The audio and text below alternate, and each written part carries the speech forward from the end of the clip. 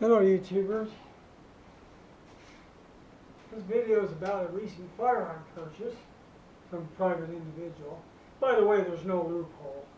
We still have to fill out the same stupid federal form to do the transfer. It cost me $50 extra for the background check on myself, which I resent each time. Anyway, up until, well, back in the day, back when 10 gauges were still popular, traditionally they were double barrels, usually side by side, sometimes over and under, but most of them were side by sides. My stepdad, who taught me hunting, my first stepdad, he actually ended up, he had 5 10 gauges over time, and all of them were doubles except one that was a Marlin Super Goose gun, which was bolt action. Kicked like a mule, that one. But anyway, in the 70s, a company called Ithaca came out with a semi-automatic 10 gauge. It was the first one, called the Mag 10.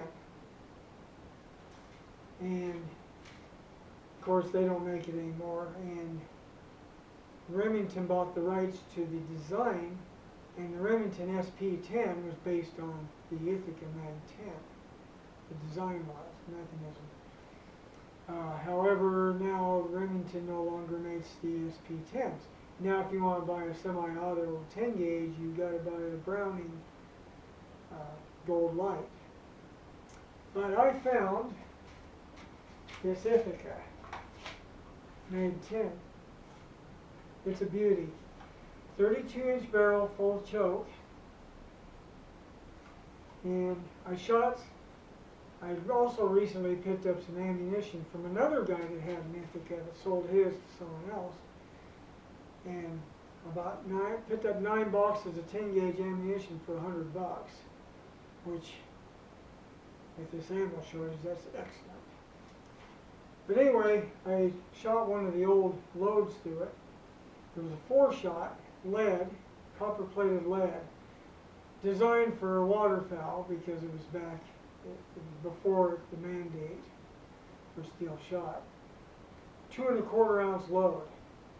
And I shot that through here, and it shoots unbelievably soft. The recoil wasn't bad at all. 2 1/4 ounce, and the recoil wasn't bad at all.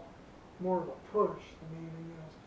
And it worked flawlessly, so I'm really happy about that. This is in pretty good shape.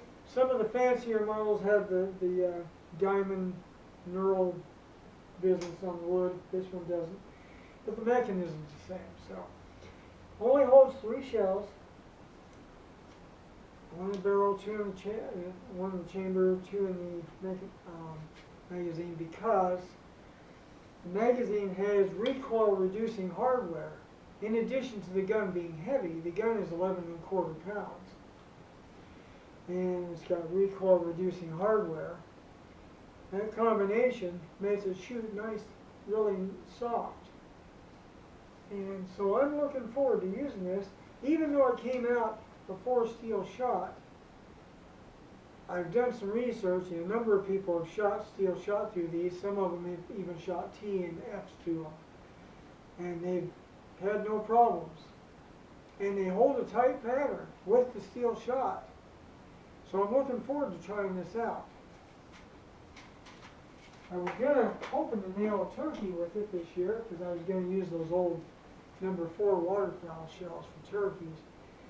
And, but this year has been unusual. In this location we had a freak snowstorm, and I think it caused a die-off, because I have not been finding very many turkeys at all.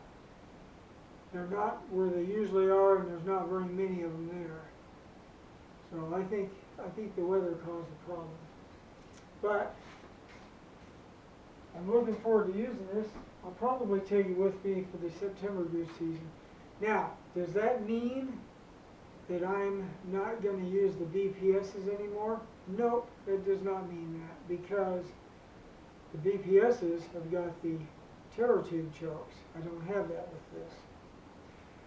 And I definitely want to continue to use those. Blackie's back, I've got Blackie. The camo one, I think I may take it to a gunsmith because shells tend to stick in it. Okay, so we're all 10 gauge up from that season, although the triple barrel 12, I still will be using that as well, because I did really well with that last year.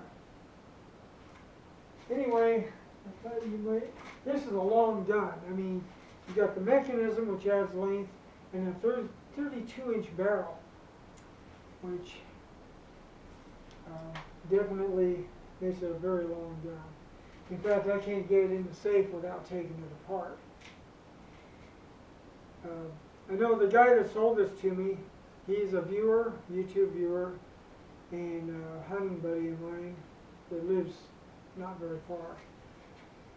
His plan was to send this off and have choke tubes made.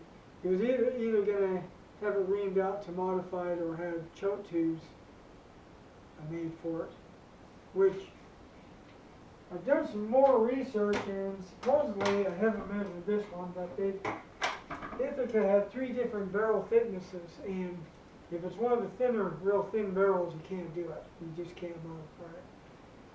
I'm not sure where this falls at, what this falls into on that. I've got to get another caliper to measure it with. Mine was in the flood, of course. Once I find out that I'm probably not going to modify it. What is wrong with me? I just washed my tongue, can't do a thing with it. Anyway, chances are I'm not going to modify it unless I feel I need to. Simply because if something works really good, I really hate to alter it. Don't fix it if it ain't broke. I can probably make loads that will work with this gun. I can tailor the loads accordingly, since I reload it. And that's the approach I'm going to take with it. Unless it just does not work good with steel. But I don't see that happening. Everyone I've talked to that has one of these said they shoot steel fine. And I know some steel has been shot through this. Whoever owned it back in the day shot some of the early steel through it because there were some minor scratches in the barrel. Which I'm not worried about. I've got some steel shot I'm going to try in it. We'll see how it does. If I'm not happy with the results, then I'll consider modifying it. But if I decide I can't shoot steel through it, and I decide I can't modify it either, there's shot that I can work with. There's ITX from Tom Bob Outdoors. It's sold through Ballistic Products. It's soft like lead, and the density is real close to lead. And I can make loads with that, and it'll be just like shooting lead through it. So the gun will not have a problem with it. This is, as far as hunting goes and shot choices, this is a great time to be alive because the shot choices are better than ever.